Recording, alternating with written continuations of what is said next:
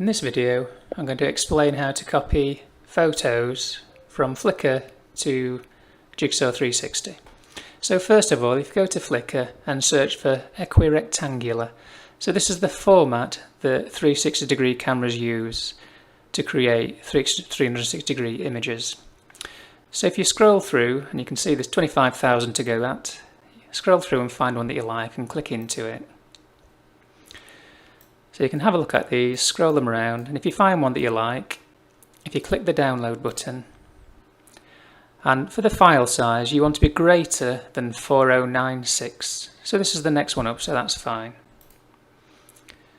Okay, so I've downloaded that. I'll now go and show it in the folder, and if we right click and say open with Microsoft Paint, and I'm just going to resize it. I'm going to change it to 4096 pixels by 2048. Now if you don't do this step, it will still work, it's just that that size is a little better performance. So I'll save that, and I'm also going to right click and rename the folder, the file. And the reason for that is the file name will show up in the game, so if you make it a little more meaningful, it's easy to scroll through them. So I've now got the photo ready, so if I right click and choose copy and plug the quest in. So you can see I've got my quest plugged in. If it's the first time you've plugged it in, you may need to put the quest on and accept some permissions in the headset. So if we click into the internal storage and then into pictures, I'm going to right click and create a new folder and call it 360. So this is the folder that Jigsaw 360 will look in for its custom photos. So once we're in there, I'm going to right click and paste in our image. And that's it, so that'll now be available in the game. So if I flick to this screen, we can have a look and see what's happening on the headset.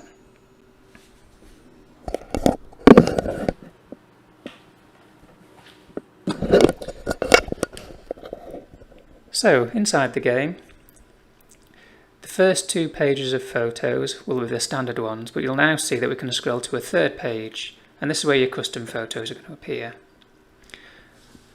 And that's it.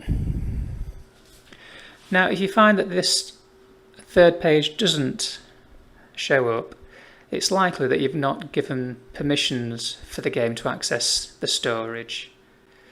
And that's typically something it asks when it first loads. So if you do come across that, if you hover over the icon for Jigsaw 360 and click on these three dots, and you can go into permissions. And when you go in there, you can just toggle the switch to give it permission to access the storage, and then everything should work fine from then on.